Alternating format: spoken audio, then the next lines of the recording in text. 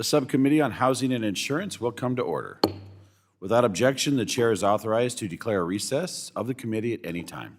This hearing is titled Mitigation and Multiple Lost Properties, Factors Influencing the High Cost of Flooding.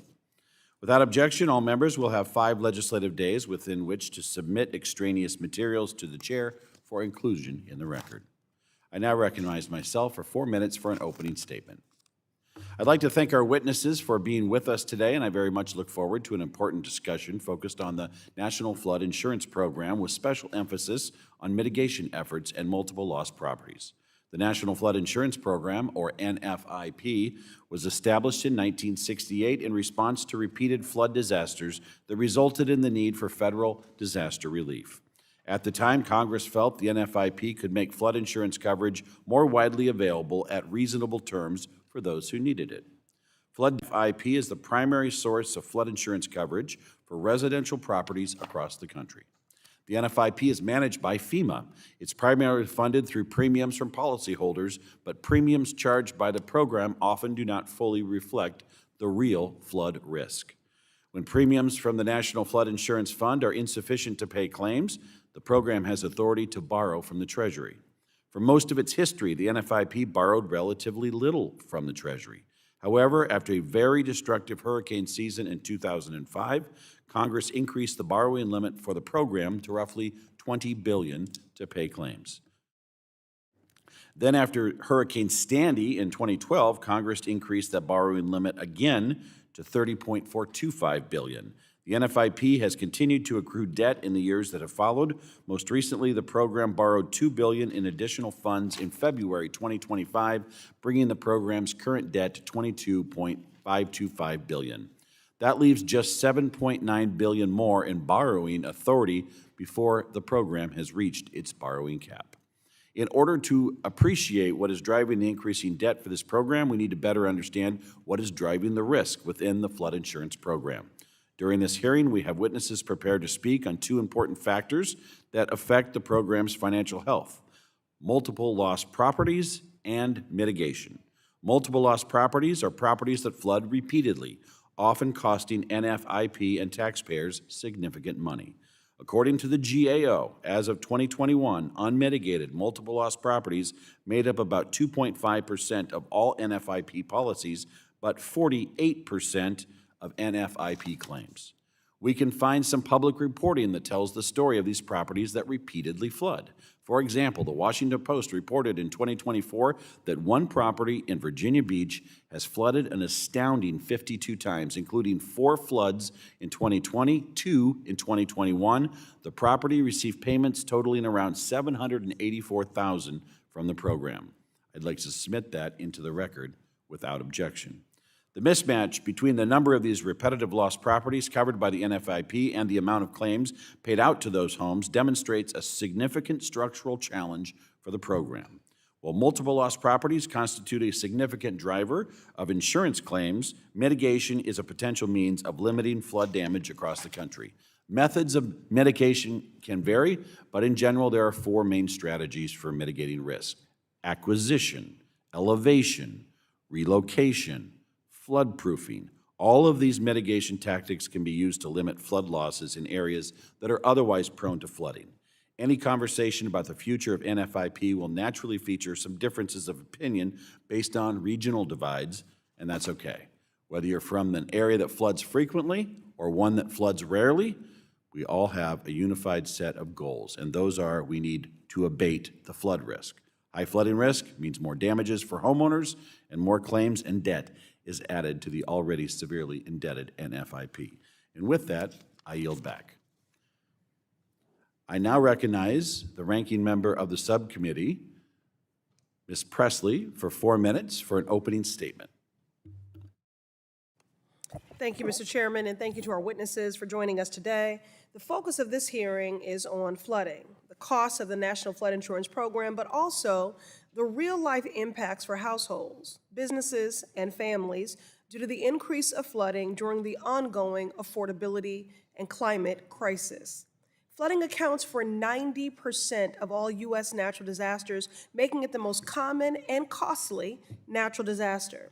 Some communities and properties experience this burden repeatedly, We refer to them as frontline communities, and they are disproportionately communities of color and low-income neighborhoods, many that were redlined into these flood-prone areas and underinvested in. These households are disproportionately located in flood-prone areas and face the harshest impacts.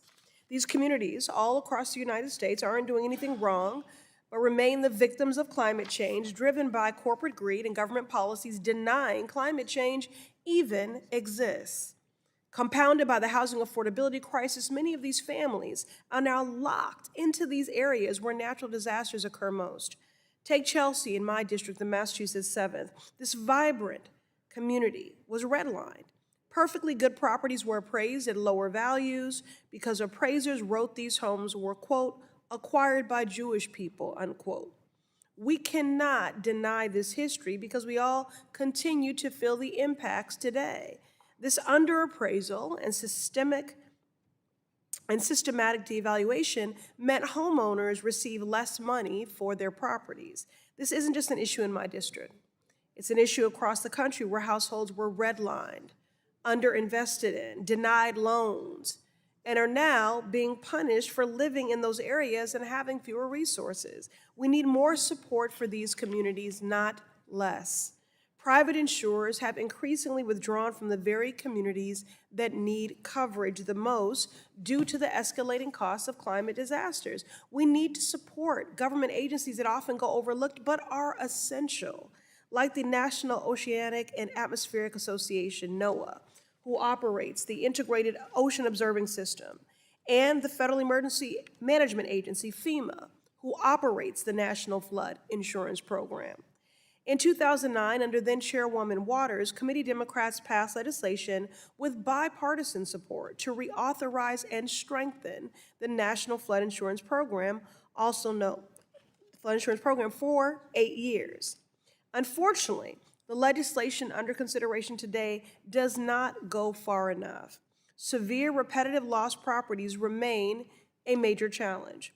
Outdated maps and pricing often fail to reflect true risk, leaving many repeatedly flooded homes unrecognized as high risk and limiting effective mitigation. Tens of thousands of these homes remain underinvested in and undersupported. Now, meanwhile, Trump has no plan to address the growing insurance crisis, is weakening FEMA, threatening to fire up to 50% of the staff there. This should not be a partisan issue. Flooding impacts red states, blue states, states on the coast, and states in the heartland. Democrats welcome the opportunity to work across the aisle to address repetitive loss properties, expand property-level mitigation, and to strengthen federal, state, and local financing tools. I look forward to hearing from our witnesses about their proposals. I yield back. Gentlewoman yields back. I now recognize the ranking member of the full committee, Ms. Waters, for 1 minute for an opening statement. Thank you very much. Extreme weather events like wildfires, hurricanes, and flooding are causing record damage to communities all across America. But the Trump administration says climate change is a hoax and is dismantling FEMA, the agency charged with managing emergencies.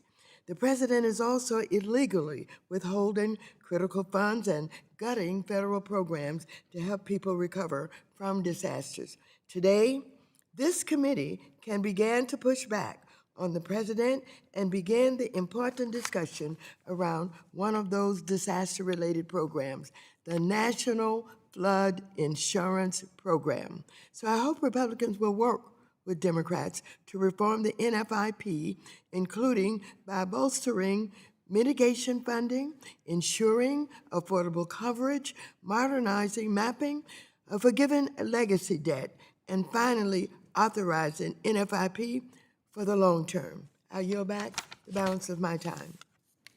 Gentlelady yields back. Would the ranking member like a point I'd of... like to be recognized for a point of personal privilege. Gentlelady is recognized. Thank you so very much, Mr. Chairman. I'd like to take a moment to recognize Patrina Thomas, who has served as the Democrats' Director of Member Services for the past 4 years.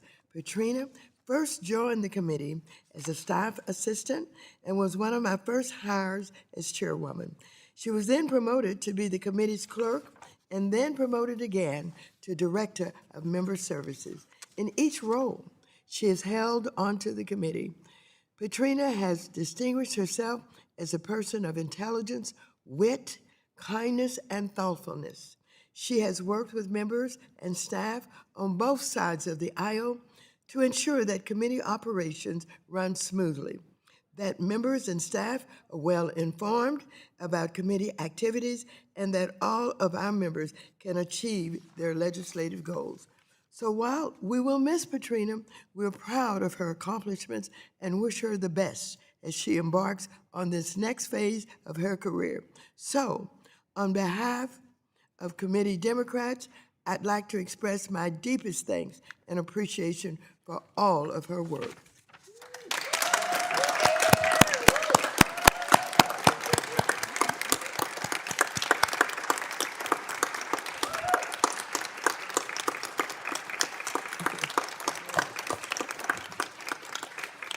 If I was in charge, I'd have you speak. But I'm not, so. You're welcome. Gentlelady yields back. Today, we welcome the testimony of Dr. Alicia Puente, the Director of Financial Markets and Community Investment at the U.S. Government Accountability Office, Dr. Diane Horn, a specialist in flood insurance and emergency management at the Congressional Research Service, Mr. Stephen Ellis, the President of Taxpayers for Common Sense, Mr. Joel Scata, a Senior Attorney at the Natural Resources Defense Council, and Ms. Samantha Medlock, the Founder and President of Climate Risk Advisors. We thank each of you for taking the time to be here. Each of you will be recognized for 5 minutes to give an oral presentation of your testimony. Without objection, your written statements will be made part of the record. Just an advisory, we are expecting the full House to call for a vote momentarily. We will allow the presenter to finish their testimony. We will take a short recess, and we will reconvene immediately after those votes. All right, Dr. Puente Cackley, you are now recognized for 5 minutes for your oral remarks. Thank you very much, Chairman Flood, Ranking Member Presley, and members of the subcommittee. Thank you for the opportunity to discuss GAO's work on the National Flood Insurance Program and flood mitigation strategies, including those to address repetitive loss properties. My remarks today are drawn primarily from GAO's body of work on NFIP reform, flood mitigation, and property acquisition in reports we've issued between April 2017 and July 2023. My statement will focus on 2 main areas: the role of mitigation in addressing NFIP's fiscal exposure from repetitive loss properties, and how targeting mitigation could reduce NFIP's fiscal exposure and address affordability. Repetitive loss properties are NFIP-insured properties that have suffered multiple flood losses of a certain magnitude over a certain period. These properties create significant challenges for the program because they drive a large share of claims and their numbers have increased over time. FEMA administers several mitigation grant programs that can reduce flood risk for NFIP-insured properties.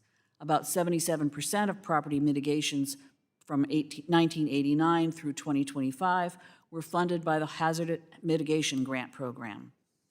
FEMA has primarily mitigated flood risk using acquisitions. That is, a state or local government purchasing land and structures that flooded from willing sellers and demolishing the structure. Congress and FEMA could improve the use of property acquisitions to reduce repetitive loss properties by addressing some key challenges. We identified challenges related to the acquisition process as well as options to improve the process. For example, one major challenge is the length and complexity of the acquisition process. According to FEMA and stakeholders we interviewed, it typically takes 2 to 3 years to plan a project, apply for and receive a grant, and then purchase and demolish high-risk properties. Another challenge is limited state and community capacity. The complex acquisition process is particularly challenging for communities that lack dedicated grant managers or technical staff. And of course, there are financial challenges. The non-federal cost share for an acquisition project, typically 25% of project costs, can deter community and homeowner participation. Given these and other challenges we heard about, GAO identified a set of options to improve property acquisitions and made recommendations to FEMA and to Congress that they determine whether and how to implement one or more of them. FEMA agreed with our recommendations and has implemented some, but not all of them.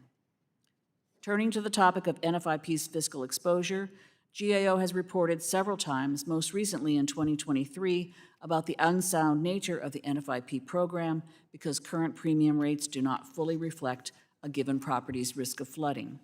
As a result, there is a shortfall between the premiums the program collects and the full risk premiums that would need to be collected to keep the program solvent.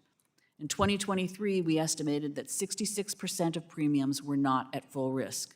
We calculated that this would result in a total premium shortfall of $26.7 billion by 2037.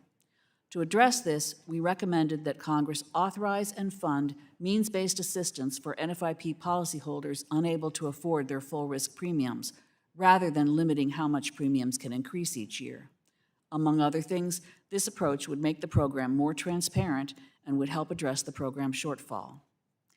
Targeting mitigation efforts to those properties with the most heavily discounted premiums could also help address NFIP's fiscal exposure.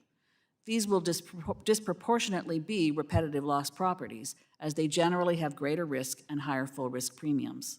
Mitigating these properties would help NFIP achieve actuarial soundness sooner. Moreover, other mitigation activities, such as elevating, flood-proofing, or relocating repetitive loss properties, would reduce their risk of flooding and therefore their full risk premium, making those premiums more affordable for homeowners. In conclusion, mitigating flood risk for NFIP-insured properties can provide important benefits. We've made a number of recommendations to FEMA and Congress to improve the property acquisition process. Without addressing mitigation challenges, the number of repetitive loss properties will continue to grow, increasing costs to NFIP policyholders and federal taxpayers. However, mitigation alone will not resolve the program's financial challenges. A more comprehensive approach that incorporates, among other things, reforms to both mitigation processes and the program's premium rates is needed. Chairman Flood, Ranking Member Presley, and members of the subcommittee, this completes my prepared statement. I'd be pleased to answer any questions you may have at this time. Thank you for your statement. Dr. Horn, you are now recognized for 5 minutes for your oral remarks. Thank you. Chairman Flood, Ranking Member Presley, and Representative Waters, and members of the subcommittee, thank you for the opportunity to testify before you today. My name is Diane Horn. I'm a specialist at the Congressional Research Service, where I cover federal policies surrounding flood insurance and mitigation of natural hazards. In this testimony, I will focus on FEMA hazard mitigation programs, which provide funding intended to reduce the cost and damage of flooding. Thank you. Congressional funding for flood mitigation is increasing, but not as much as the risk is increasing. There's significant evidence that flood risk from all types of flooding is increasing. The NOAA billion-dollar database shows that the costs associated with floods increased from $19 billion in the 1980s to $74 billion in the 2010s. This is due to a number of factors: population growth in disaster-prone areas, rising property values in these areas, inflation and increasing building costs, inadequate building codes, and climatological changes in weather patterns and storm intensities. Congress has increased mitigation funding in recent years, particularly since 2018. There has been increased funding both for the National Flood Insurance Program mitigation activities and for the other FEMA hazard mitigation programs. However, this increase in mitigation funding is being outpaced by the factors that caused increased flood risk. Flood mitigation activities can be funded by a number of federal agencies. FEMA is the largest funder. Most people will think of the NFIP first in terms of flood risk reduction. Communities are required to adopt floodplain management standards set by FEMA in order to participate in the NFIP, and according to FEMA, the NFIP's flood management standards have saved the nation almost $2.4 billion annually in reduced losses, in flood losses avoided. The NFIP also promotes other activities such as flood mapping, hazard mitigation planning, and the adoption and enforcement of building codes. There are 5 FEMA hazard mitigation programs that can fund mitigation activities. Most of these can fund mitigation against all types of natural hazards, but they all can and do fund flood mitigation. The Flood Mitigation Assistance Grant Program, which is part of the NFIP, is only available to communities that participate in the NFIP in order to reduce or eliminate flood damage to buildings and structures insurable under the NFIP, particularly multiple loss structures. And the different HMA programs are funded in different ways, but in recent years, we've seen Congress use a number of approaches to increase funding for hazard mitigation, set aside funding for pre-disaster mitigation in the Disaster Relief Fund, and additional appropriations. And I should point out that other significant funding comes from agencies such as SBA through their Disaster Loan Program and the HUD Community Development Block Grant Disaster Recovery Funding, CDBG-DR, and also their mitigation program. However, publicly available data is not sufficient to assess the extent to which recent increased funding has reduced flood losses, particularly to multiple loss properties. A number of studies have showed that NFIP-insured structures with multiple losses represent a significant portion of NFIP claims. You will hear about some of those studies in today's hearing. However, if you use publicly available data, we can't say how much of the NFIP claims are due to these properties. FEMA's Open FEMA database, for example, has data on multiple loss properties. It gives details of severe repetitive loss and repetitive loss properties, but not the dollar amount of claims for these particular structures. For although we know how much funding was announced for the different hazard mitigation programs, we don't necessarily know how much has actually been obligated. For some programs, like the Revolving Loan Fund, we don't have publicly available data. It's not on Open FEMA, so we don't know how much is obligated.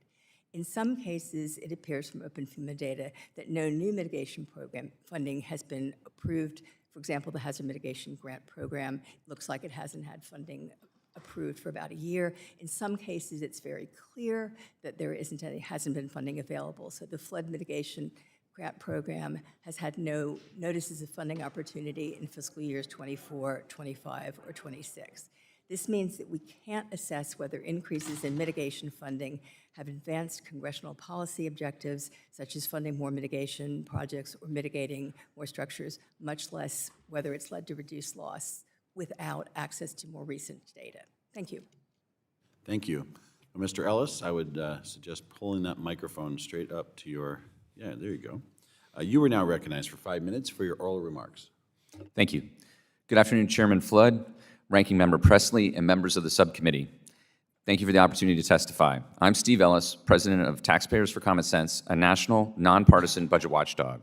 I've worked on flood insurance and disaster policy for more than 3 decades, and I've testified before Congress on the National Flood Insurance Program multiple times since joining TCS in 1999. Unfortunately, what I'm here to say today is not new. The problems we're discussing, multiple lost properties, underinvestment in mitigation, misaligned incentives, failure to learn from the past, have all been understood for decades. Taxpayers have been paying the price. What has been missing is action. Let me start with a simple point on flood insurance. The best way to reduce rates is to reduce risk. Risk is both widespread and growing. Nearly 18 million residential properties nationwide face substantial flood risk. As of February of last year, the NFIP was $22.5 billion in debt to the Treasury and is expected to continue losing money. That doesn't include $16 billion in debt that was forgiven in 2017. In total, taxpayers have borne roughly $40 billion in costs.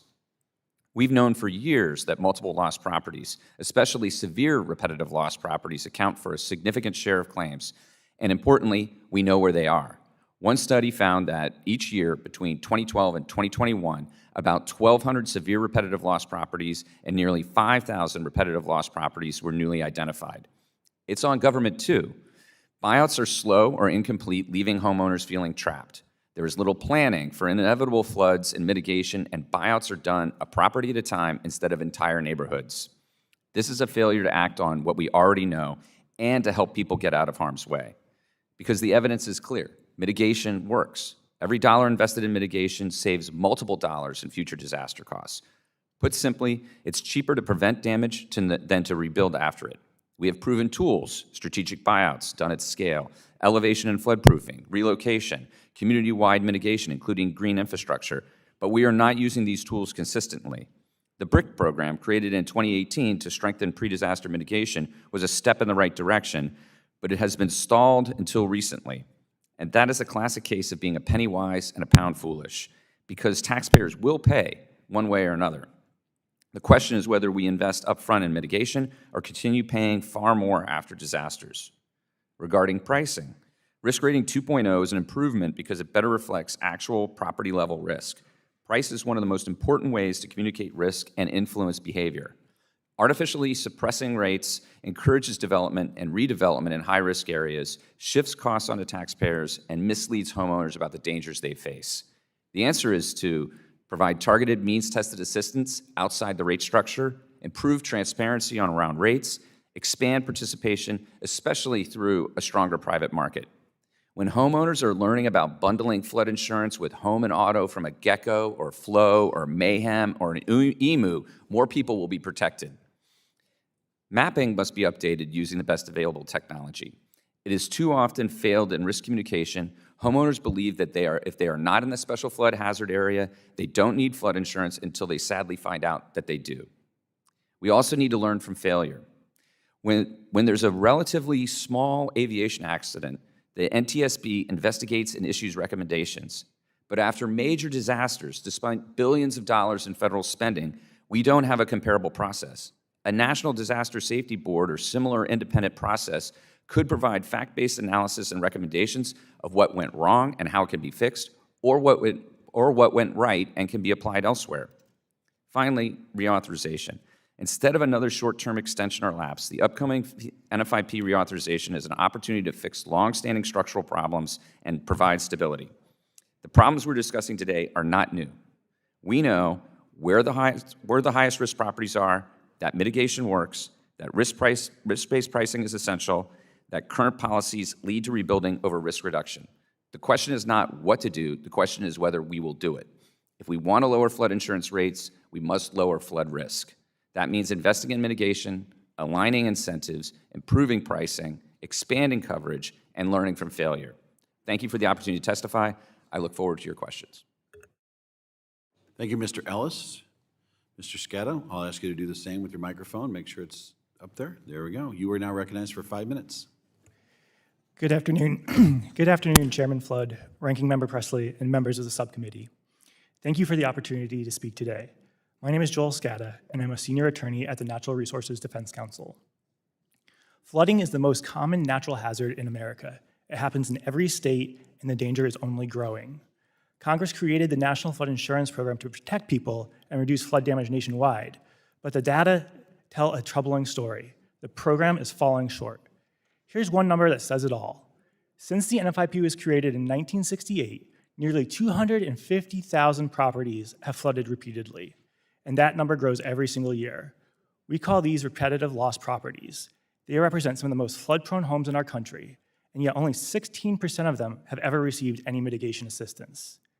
The problem is even worse for the most severely affected homes, what we call severe repetitive loss properties, or SRLPs. These homes have flooded an average of 5 times each. They make up less than 1% of all NFIP policies, but they've accounted for over 10% of all claim payments in the program's history. Between 2018 and 2022 alone, the number of SRLPs grew by more than 7,000, but only 630, I'll repeat that, only 630 received help to reduce their flood risk.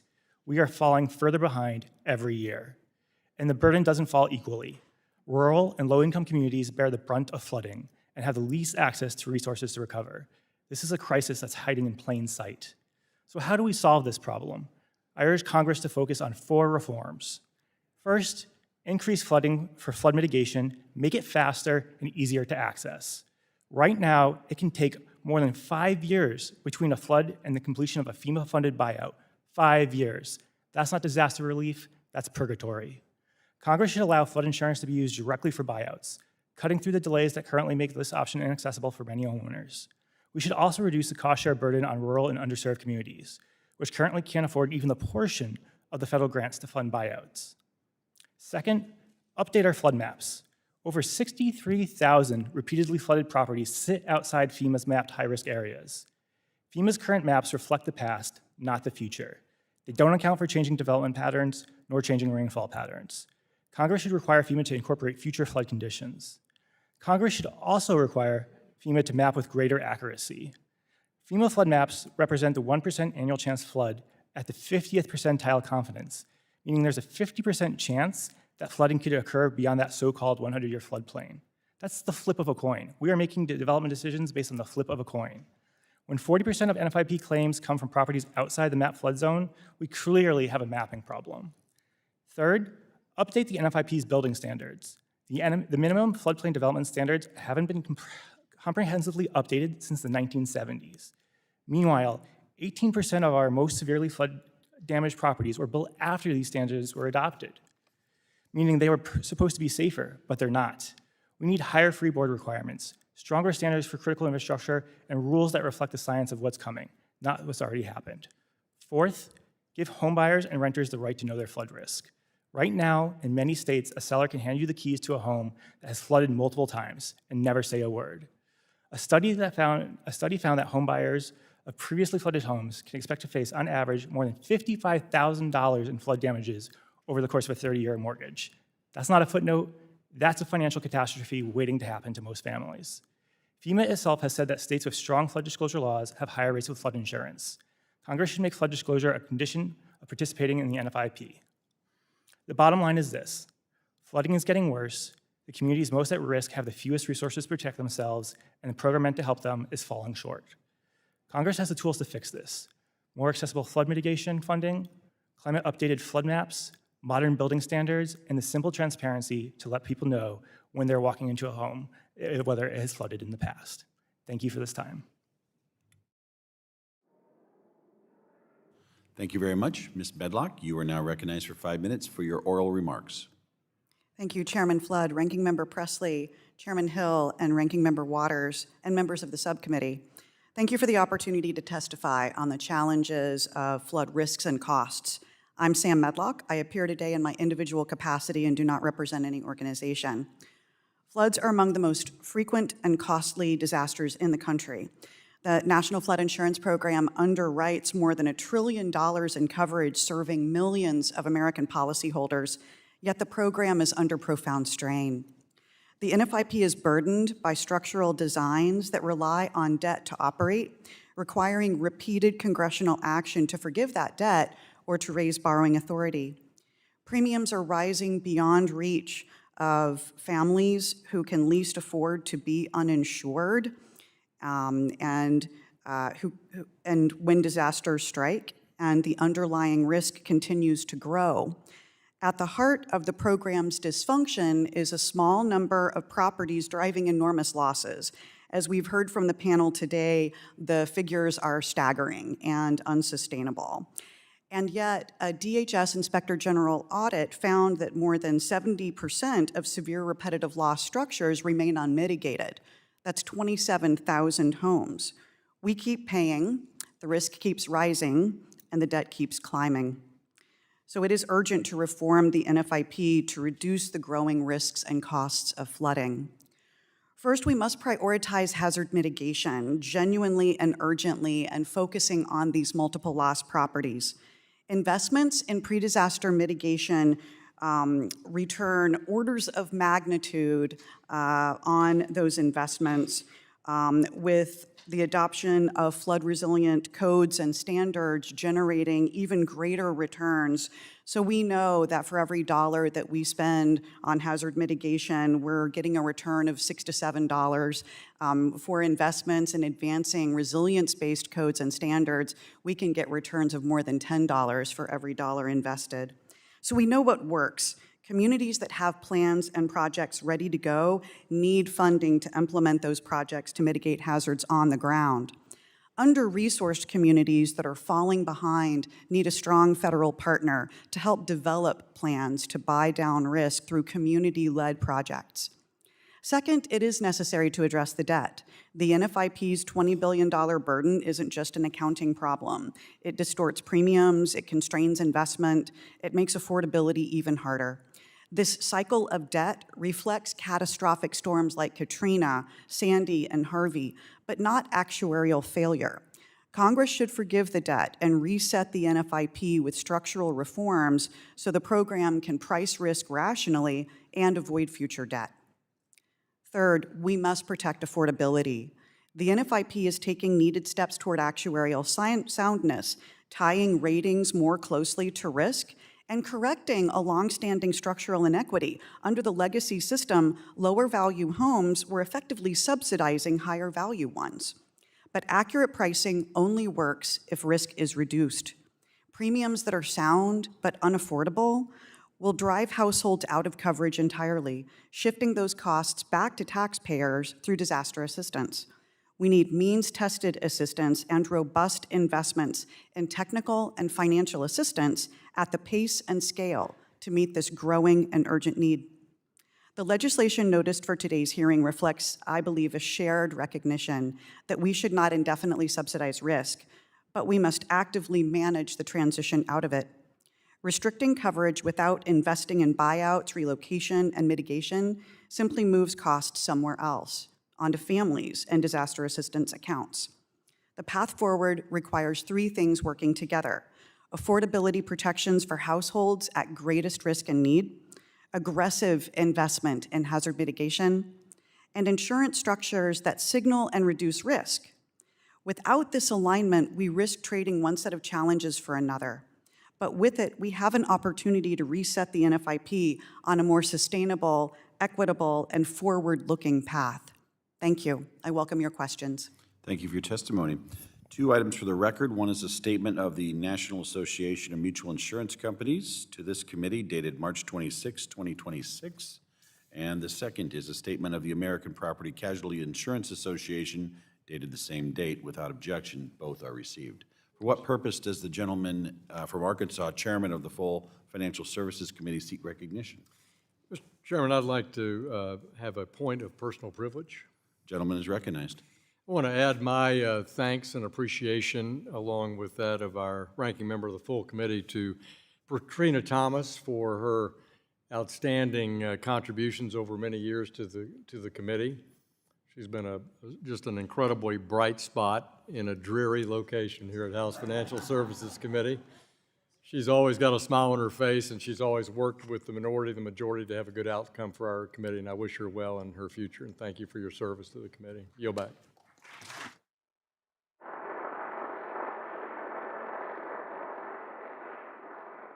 We'll now turn to member questions. I recognize myself for 5 minutes for questioning.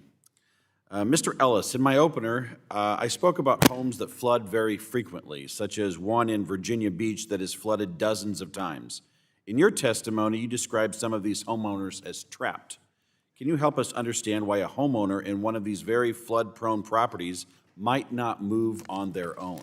I understand why many homeowners wouldn't want to leave their home, but we also need to make sure we're protecting the taxpayer. Absolutely, Chairman. I mean, that's what Taxpayers for Common Sense is all about, is protecting taxpayers. And I think that we may be looking at two different instances. I mean, one instance is this homeowner in Virginia Beach, where I'm assuming it's a relatively valuable property, but in other places you're talking about homeowners that are in maybe not as valuable properties, and that the community isn't poised to tackle buyouts right away. Then it takes months. They start rebuilding their homes, and then they become sort of trapped in it. They're not getting enough funding to be to move out of there. And so I think it is looking at these as case-by-case basis. And then also we need to make sure that our disaster assistance is provided in a sliding scale that essentially rewards communities that are planning ahead and for these inevitable disasters, because we know a property that has flooded before is likely to flood again, and a property that's flooded multiple times is almost certainly going to flood again. All right, next question. This is for Dr. Horn, Dr. Cackley, and Mr. Ellis. What does the data say about how effective the money we have already obligated for mitigation has performed over time for reducing risk? Let's start with Dr. Cackley.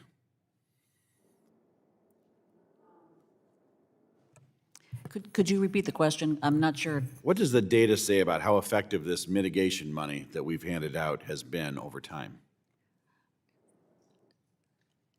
So I don't think that we have done work looking specifically at the effectiveness of the program over time. We've looked at just how many properties have been able to be mitigated, and we've looked at the challenges to mitigation and acquisition in particular, but we have not done that last step of effectiveness, but maybe one of my colleagues here. Dr. Horn, you might have to pull that microphone right up to your face there.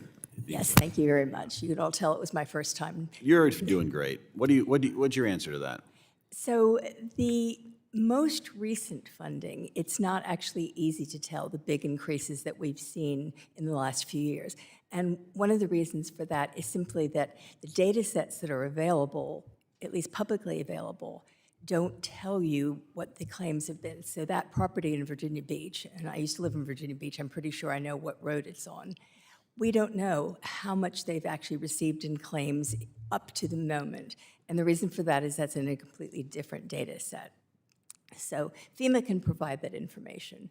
But in general, if you wanted to look at what was publicly available, the other challenge, I think, with looking at the effectiveness of mitigation is that unless you buy the property out, you're not guaranteeing that it will not flood again. If you actually buy the property out and nobody's there, then it won't flood. But otherwise, you might elevate a property or do something, and then it doesn't get hit by a storm for a long time.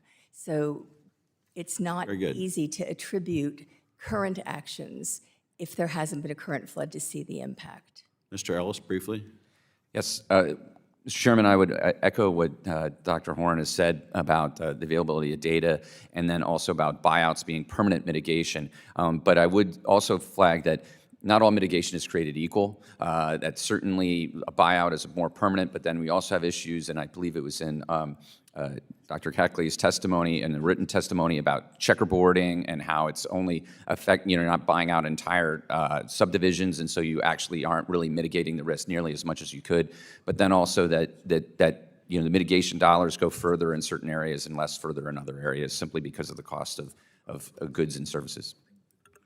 Okay, and that leads to my next question. At what point does it make sense just to buy the homeowner out? And do we find a situation, you're on Virginia Beach, you got a great view, you've got all this stuff going for it, there's this government program, it's always gonna be there, you're always gonna get your premium, as long as you're paying your premiums, you're gonna have that coverage. Are people gaming the system, or they're like, this is great, they'll fix my house every 3 years and we can stay right where we're at? What do you think, Mr. Ellis? Sadly, I think you're right, Mr. Chairman, and I think that those are cases where we need to be removing these properties out of the flood insurance program. Taxpayers shouldn't be rebuilding and rebuilding in these instances. Other ones are different, but certainly there are people that abuse the system just like any other system. Is there an inspector general that looks at this stuff? The Department of Homeland Security Inspector General will be the only one. There isn't a separate FEMA Inspector General. Okay, thank you very much. All right, the ranking member from Massachusetts, Ms. Presley, is now recognized for 5 minutes. Thank you, Mr. Chair. The frequency of floods in Boston has tripled in the past few decades. For the people I represent in the MA 7th, that is not an abstract statistic. It means higher costs, lost homes, and long-term trauma.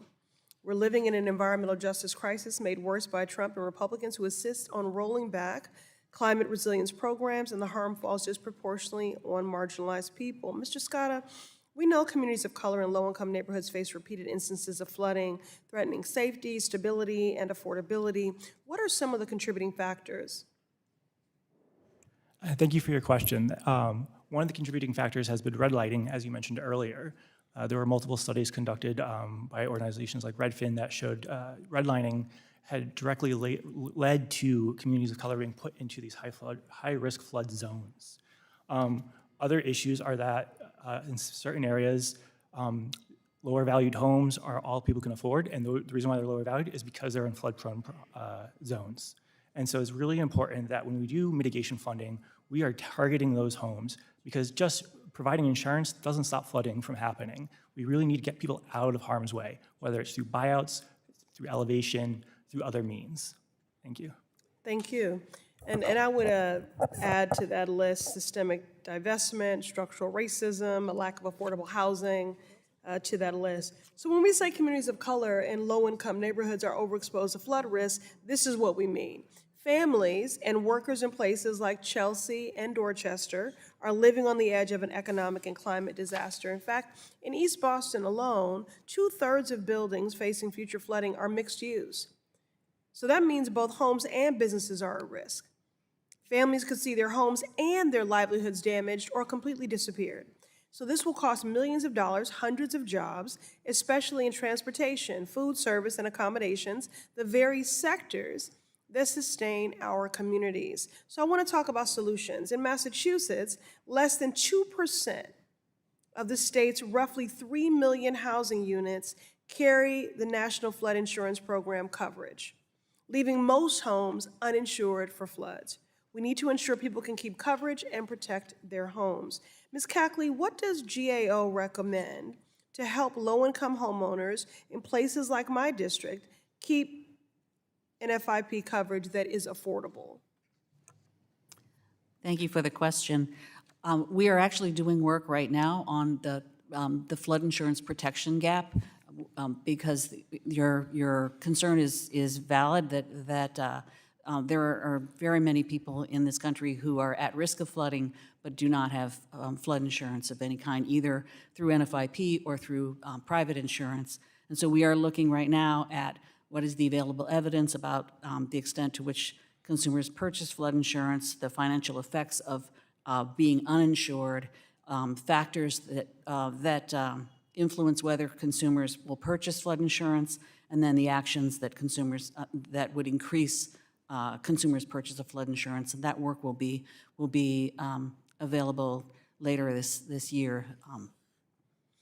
Thank you. I think it's important to make plain for folks watching at home that the consequences of the proposals that are before us right now, this would further strip flood insurance coverage. So I just want to make sure people understand that. Ms. Horn, in a sentence or two in my remaining minute here, what would it mean for homeowners if severe repetitive loss properties were barred from NFIP coverage, especially in those older coastal neighborhoods?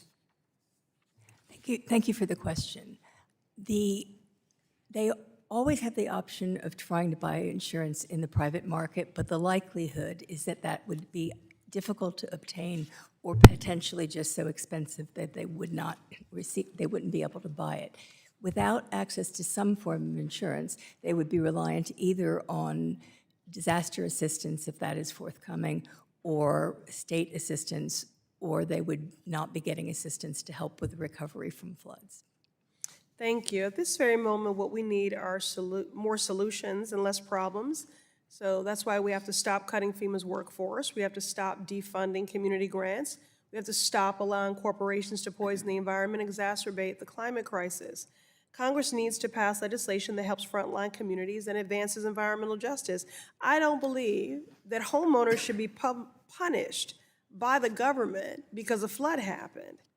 Our charge is clear: center equity, strengthen resilience tools, and ensure families who are higher risk are covered at a price that they can actually afford.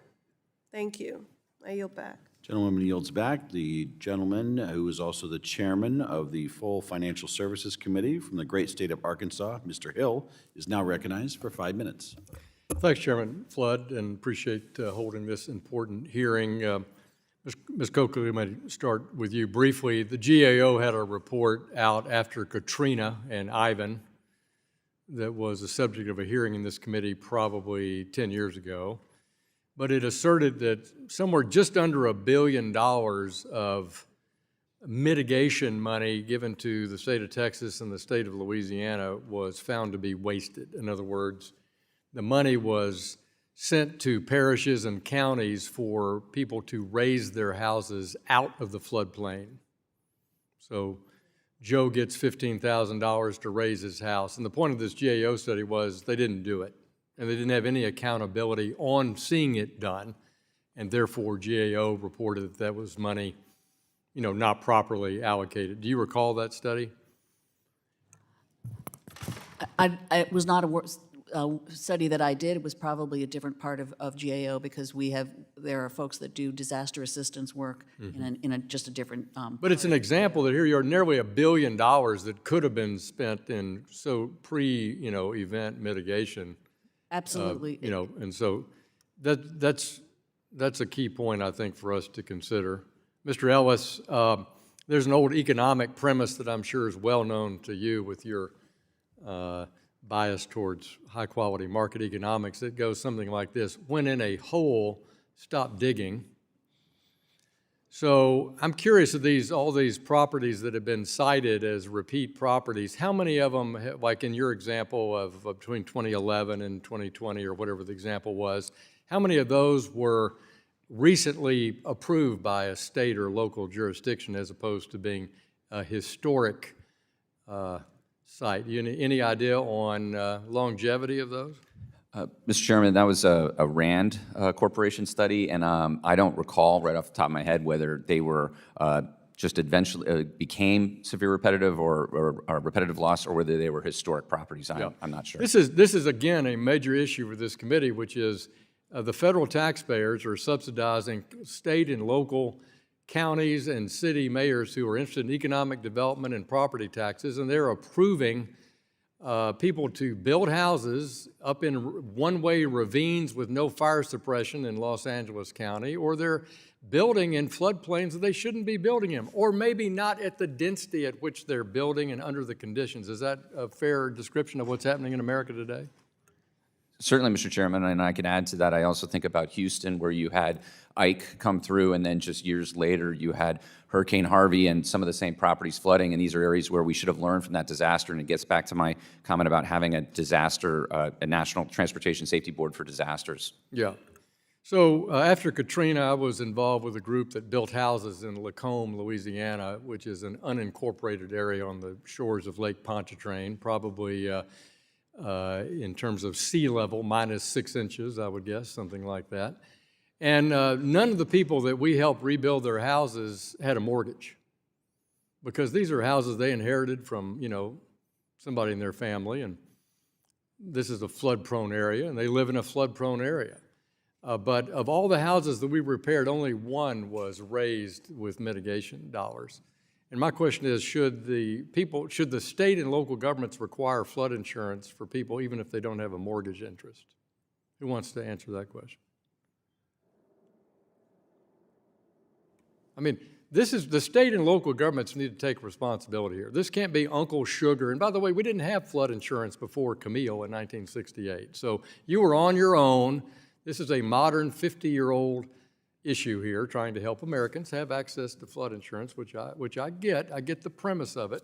But where is the state and local responsibility here? They create more risk to the portfolio. They don't mandate mitigation, and they don't require people who we are going to rebuild their house, federal taxpayers, from having flood insurance, even though they don't have a federal banking connection. Mr. Chairman, I'm all for attaching strings to federal assistance. You can either decide not to take it, or you can take it and you can actually be responsible to taxpayers. And that's certainly how we've looked at disaster spending, and which is other committees' jurisdiction, but nevertheless, they're very intertwined issues. Yeah. And so certainly there has to be some local and state responsibility as we approach this, and that Uncle Sam shouldn't be Uncle Sugar, shouldn't be Uncle Sucker, should be actually providing assistance in a strategic way and encouraging communities to provide the— I appreciate that. Thank you, Mr. President. I just want to conclude, Mr. Chairman, by saying that if we had that sort of discipline, you would attract more private insurance into this market. Yield back. Gentleman yields back. I do want to renew my interest in working on an FIP bill with the ranking member, as it would be appropriately called flood waters. I now recognize the ranking member of the entire full Financial Services Committee from California, Ms. Waters, who is recognized now for 5 minutes. Thank you very much, Mr. Chairman. I, of course, have been just listening to the conversations about FEMA and thinking about the last reauthorization was bigger waters. Many people thought we were saying bigger waters, but these are the names of course, bigger than waters.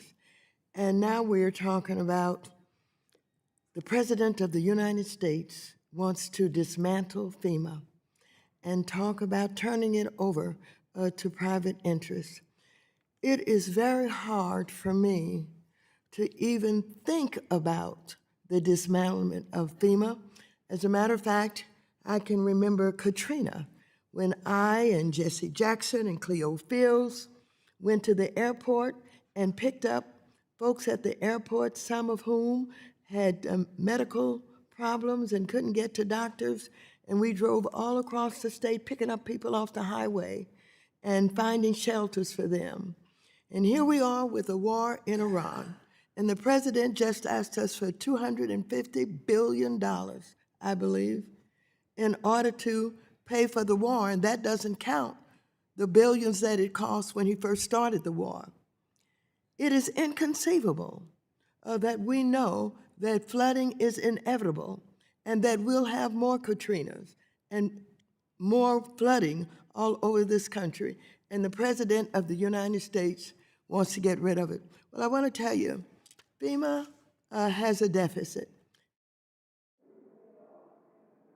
Pay it off? Forget about making them pay it. They can't pay it. Number one, we should strengthen FEMA. Our mapping is behind about 20, 25 years, I would say. We need to spend the money on mapping so that we can indicate the flood zones and mitigation. We have never seriously indulged on mitigation in this country. And we have found that there are new technologies that can create all kind of mitigation that will help us to reduce the damage to floods. But we're talking, as long as this president is president of the United States, we're not going to get it done. So when we talk about what are the answer is getting rid of the president. And let's be real. Let's be serious about it. He doesn't give a darn. He doesn't give a darn about the loss of property and the loss of lives. Why he's thinking about privatizing, I don't know, but it must be some money in it for him because everything he does is about money. That's enough said. Thank you, people, for coming here today, for helping us to even dig deeper into what is needed and helping us to understand why it is so important to have FEMA. I appreciate your work, but it's for naught if this president remains in office. Thank you very much. Gentlelady yields back. A vote in the House has been called. Pursuant to the previous order, the chair declares the committee in recess, subject to the call of the chair. We will reconvene 10 minutes after the last vote in the series has been called. The committee stands in recess.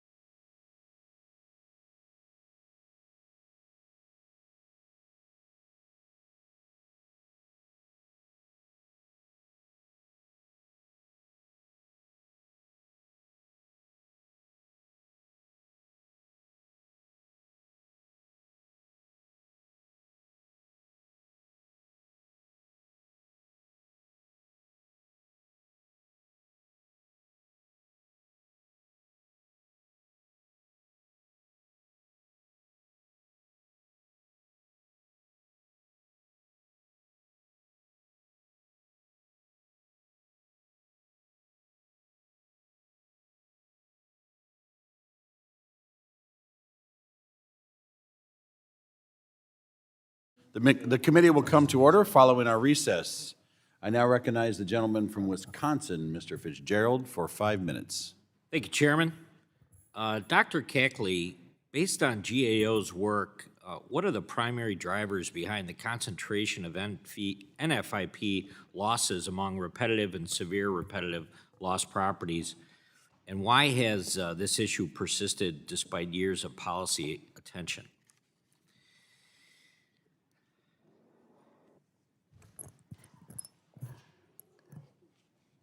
So your question is, what is the reason for the concentration of of severe repetitive loss properties? Yeah, I mean, it's received a lot of discussion and attention, and I'm still wondering why we find ourselves in that position. Well, because the program allows them to remain in they're still in the program, and there's, if you were to remove severe repetitive loss properties from the NFIP program, which would solve the problem on one side, it puts people in a position where they may not be able to get flood insurance at all. And you also have the issue if they have a federally backed mortgage, they are required to have a flood policy. So they're basically between a rock and a hard place if they're not in the program. Very good. So a change there could have a significant result. A change in that category could have a significant result on where we're at. A change in how you deal with repetitive loss properties and severe repetitive loss properties can have a significant impact on the program. It won't solve the problem, though. The problem of NFIP being insolvent is beyond just those kinds of properties and goes to the need for more comprehensive reform. Very good. Thank you.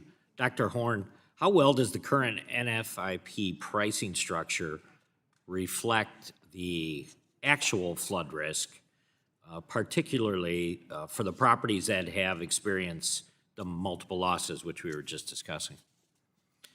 Thank you. It depends very much on the individual property because historically, the Congress directed that certain policies would be at less than full risk-based rate. So under Risk Rating 2.0, the new pricing policy, people are moving towards their full risk-based rate. FEMA refers to this as the glide path, but Congress has actually put a limit on how much their premiums can be increased each year. So for primary residences, they can only be increased at 18% per year.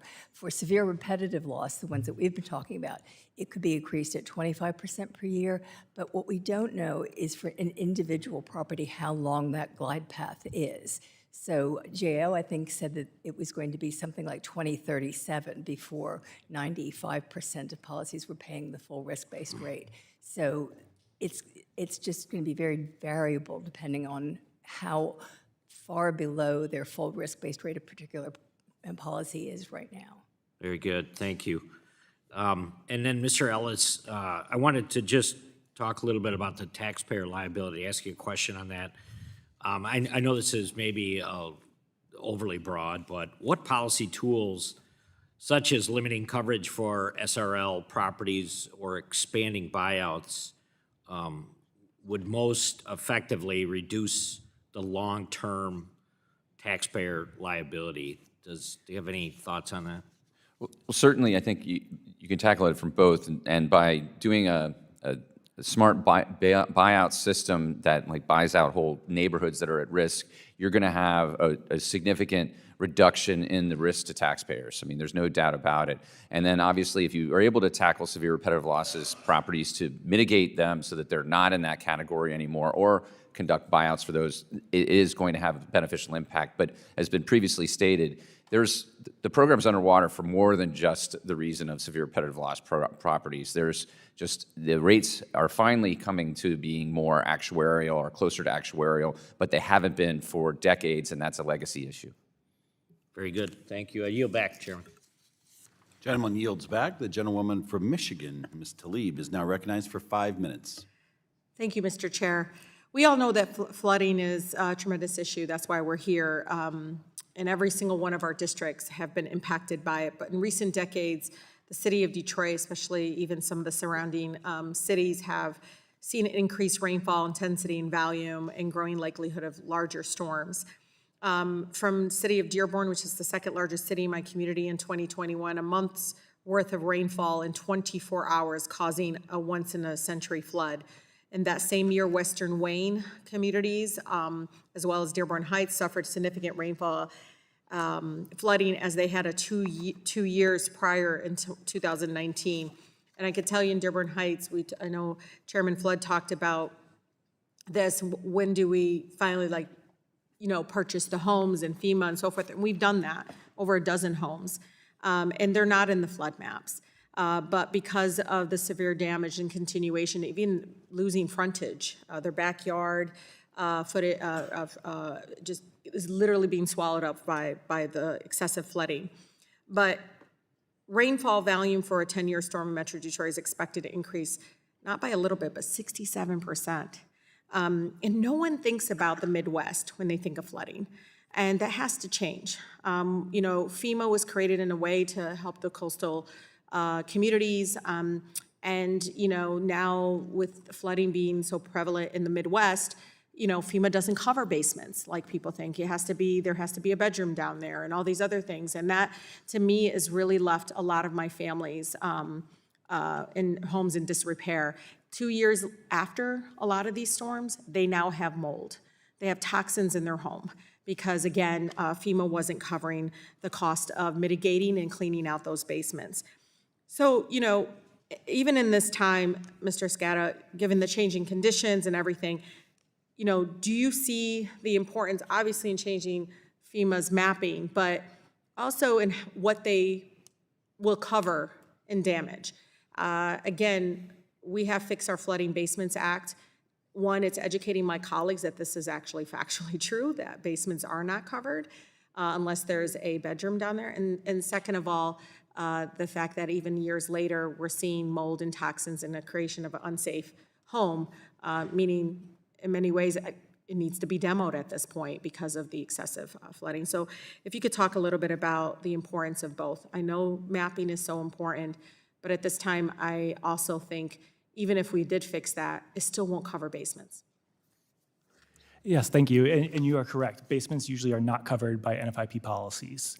I think one of the things that FEMA could do to address this issue is to increase the amount of money that's provided through increased cost of compliance funding.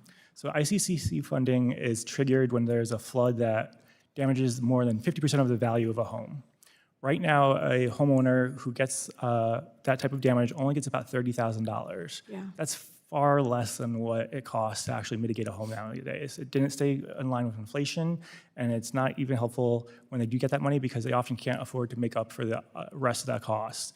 So if FEMA were to increase the amount of ICC funding that goes to homes, we can mitigate them a lot faster and actually reduce the overall exposure of the NFIP. Can we do that without having, with the National Flood Insurance Reform Act of '94 requires that FEMA assess whether a community's maps needs updated for 5 years? We can do that separate from that, correct? From the mapping? Yes. Yeah, okay. And I really urge my colleagues to really think about this, and this is important again. We have consistently talked about coastal communities, other places that have flooding, but the fact that we are now allowing basements and these other various issues around our infrastructure not being able to handle the record rainfall and how basements are an integral part of a home. If you're not mitigating and getting the toxins out of that basement, and it costs a lot of money. I have contractors that won't even come out and do it because they can't guarantee they'll get paid from FEMA, right? And so it's just creating a cycle and leaving homes in complete disrepair. If we cleaned it and it would be a habitable home. It'll be able to, folks be able to live, there for years and be able to do some of the, I think, mitigation.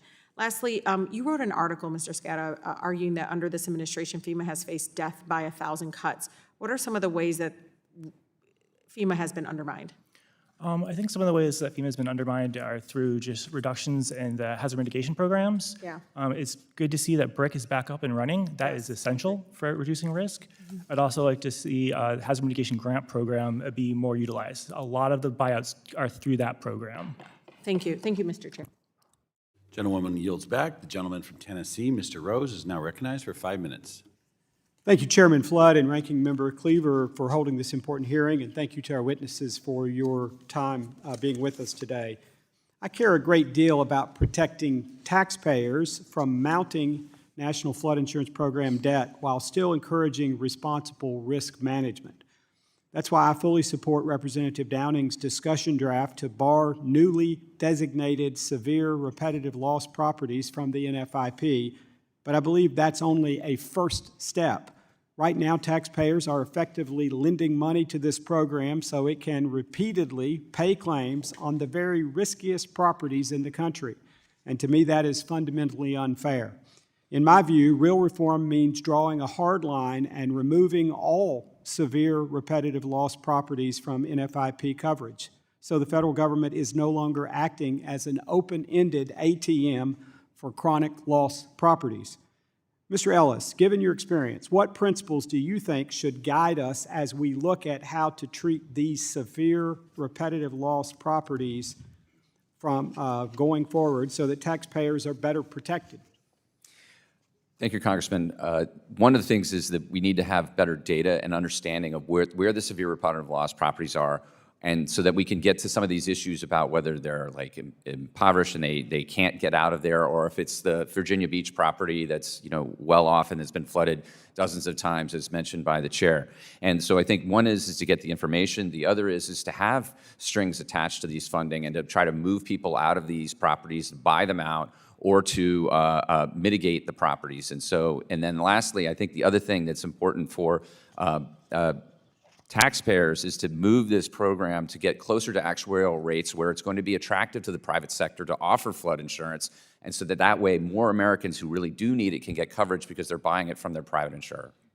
So picking up on that, Mr. Ellis, you've recommended targeted, means-tested assistance so that help goes to those who truly need it rather than being buried in the rate structure. Let me ask you about the flip side of that. Right now, isn't it true that taxpayers can still end up backstopping flood risk for expensive properties and high-income owners through the National Flood Insurance Program as a whole? And why shouldn't we go further and means test the program itself so that taxpayers are not effectively subsidizing flood risk for wealthy homeowners in high-value coastal properties, and instead focus any subsidy only on lower and middle income families who would otherwise be priced out of coverage? Here, Congressman Rose. We agree that any means-tested assistance should be directed to these lower-income homeowners that are affected, so that they can have the flood insurance coverage, and that there have been moves. In the previous flood insurance rate maps, the Government Accountability Office has documented huge cross-subsidies that were occurring from interior counties to coastal counties, where people were paying more than they should be paying in the interior counties, and the coastal counties were paying less. Thankfully, with Risk Rating 2.0, that's becoming less of an issue, but it is critical. And the only other thing I would say is there's limitations on the amount of coverage you can get, so it also affects some of the higher value homes as well. Thank you. Dr. Horn, as you know, the National Flood Insurance Program still dominates the flood insurance space, and the private market remains relatively small by comparison. As we consider potential reforms to the NFIP, are you aware of any proposals over the years that were specifically aimed at encouraging greater participation by private flood insurance providers? And if so, could you briefly describe the kinds of approaches that have been discussed? Thank you. Historically, if you look at things that Congress has introduced, at least has been introduced into Congress, there have been bills, for example, for setting up a reinsurance pool. The NFIP, as it was originally formulated, was actually a pool of private insurers, and that was what they call Part A. They eventually moved to fully public. There are examples in other countries of there being a reinsurance pool to get, basically, private insurers need to know that they are going to make a profit for their shareholders, or they need some sort of incentive. And so there are multiple ways that that could be done, and there have been bills that have been introduced over the years. I don't think that any of them, I think one of them might have been voted on, but most of the rest of them were introduced but didn't go any further. Thank you, Dr. Horn. I see my time is winding down, and so in the interest of not going over, I yield back, Mr. Chairman. Gentleman yields back. The gentlewoman from Georgia, Ms. Williams, is now recognized for 5 minutes. Thank you, Chairman Flood and our Ranking Member Cleaver for holding this hearing today. And thank you to our witnesses for providing your expertise to this topic that is at the top of mind for so many of my constituents. Flooding is one of the costliest challenges facing this country, and y'all, the bills just keep going up. But behind every dollar figure is a neighborhood, a home, a family that has been through it before and is scared that they will unfortunately have to go through it again. In my district, communities like Pool Creek and Westview, they don't get the luxury of being surprised because even moderate rainfall means flooded streets, damaged homes, and school delays. It's not a disaster when we already know that it's coming. It's an all too familiar calendar event. The question before us is not just how much flooding costs us, it's why we keep choosing to pay for it instead of preventing it or taking necessary steps to mitigate it. I would like to add for the record an article by Capital B News. The Black Mecca's climate plan is costing Black Atlanta residents their homes. And in this article, there's a picture of a car literally underwater in my district in Buckhead. And that is maybe surprising to some of you because Atlanta's not coastal. And if you look at my district, I literally went through area by area, and there's literally not one river that flows through my district. But yet, this is what happens with even moderate rainfall. This car is completely submerged in water. It will be received into the record without objection. Thank you. Ms. Metlock, severe repetitive loss properties are 1% of NFIP-insured homes, but a disproportionate share of claim payouts. We know chronic flooding is not random, it is concentrated. In communities like Pool Creek and Westview, residents don't need a major storm or major disruption. Moderate rainfall does it regularly. We know the rain does not discriminate, but the flooding, unfortunately, is going into communities of color at a disproportionate rates. So what is driving that, and why are low-income communities and communities of color always at the center of it? Thank you for the question. What we do see is a historic pattern of concentration in areas that are flood prone, of folks that are lower income, of communities of color, and these longstanding patterns reverberate now over time and continue to make it that much more difficult for families to be able to get a pathway either to mitigate their home in place or to relocate in ways that keep fragile social ties intact. We also know that in many of these communities, folks are interdependent on each other. They may be relying on family members or neighbors nearby for things like elder care or child care. And it's critical to move beyond our current approach of mitigation, including with buyouts that are parcel by parcel going one at a time. So it's a longstanding challenge that is traceable back to early settlement patterns, but continues to reverberate over time. Ms. Metlock, what you're describing points to a real gap, not just in infrastructure, but in resources to act before the next flood hits. Mitigation funding is limited, hard to access, and for families in my district, waiting on the next disaster declaration is not a mitigation strategy. It's just waiting for that next disaster. That is why I introduced the bipartisan Whole Home Repairs Act with my colleague Troy Downing that provides flexible grants for homeowners and small landlords to make critical repairs before the next damage is done, not after. How could targeted funding like this prevent properties from entering the repetitive loss cycle in the first place? It's exactly the intervention that can make the biggest difference, particularly if it can be deployed at scale.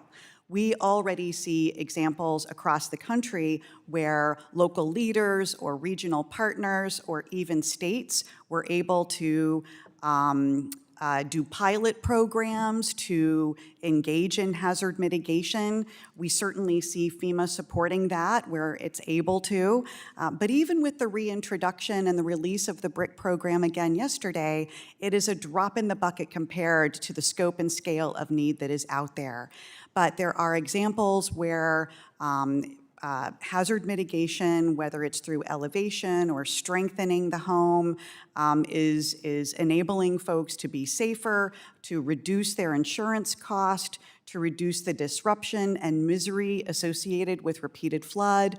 And so our challenge today, I think, is to take that example and scale it across the country where it can make the biggest difference. We already know that these are proven models and examples, but it should not be Ms. just Metlick, one at a I have time. run out of time, but Mr. Chairman, I do have questions that I would like to submit for the record as we continue this very costly and timely conversation. We will accommodate your request. Thank you. The gentleman from New York, Mr. Garbarino, who is also the chairman of the Homeland Security Committee, is now recognized for 5 minutes. Thank you, Mr. Chairman. Thank you all for the witnesses for being here today. I was glad to see that my bill, the Community Flood Resilience Act, included in today's hearing as a discussion draft. This bill helps flood-prone communities, especially those with low participation in the NFIP, better protect themselves by linking risk mitigation with risk transfer. By using paramedic insurance, payouts are triggered by measurable thresholds like rainfall, allowing communities to access funds quickly and recover faster after disasters. This bill also allows FEMA mitigation funding to support community-based insurance solutions, ensuring communities both reduce their risk and have reliable, timely financial support when flooding occurs. By aligning mitigation with risk transfer and encouraging public-private collaboration, this approach helps communities recover more quickly and build long-term resilience.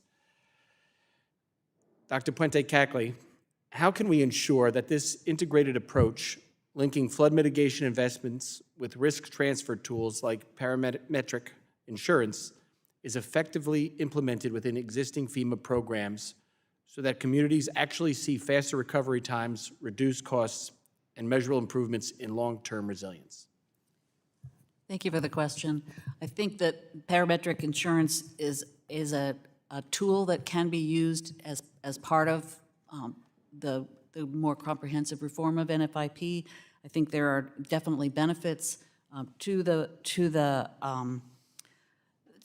practice of community-based insurance, especially in terms of getting payments to homeowners faster. There are also some things that would have to be considered and sort of work around the downsides of parametric insurance. One of which is mainly that policyholders no longer have an incentive to mitigate if they know they're going to get a payment just because the event happened. So there is. I'm sure there are ways to design the program to make that less of an issue, but it is something that needs to be considered. Is that something that FEMA can do on right now, or do we have to direct them to do it?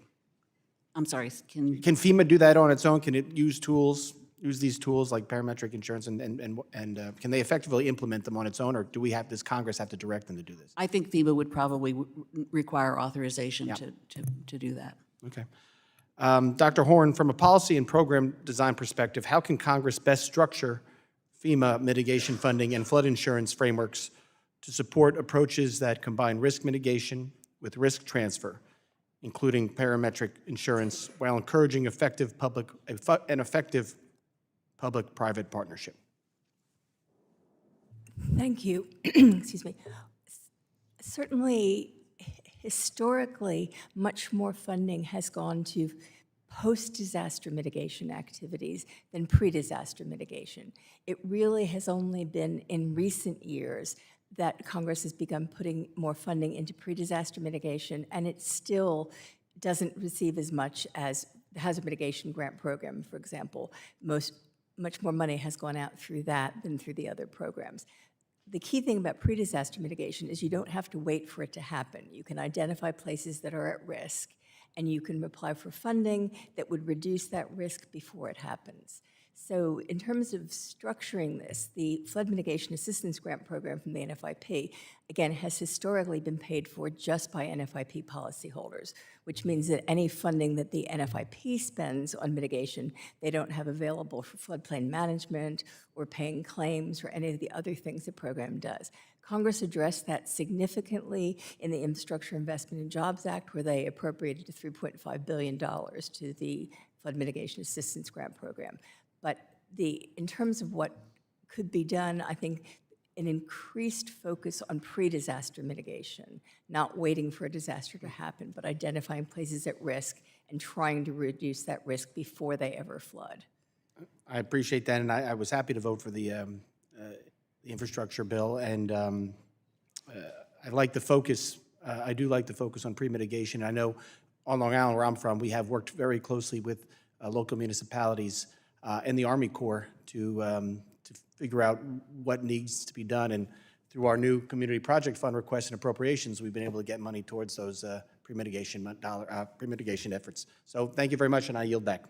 Gentleman yields back. The gentlewoman from New York, Ms. Velasquez, is now recognized for 5 minutes. Thank you, Mr. Chairman. And I would like to state for the record that I agree with Ranking Member Waters about the efforts taken by the Trump administration to dismantle FEMA.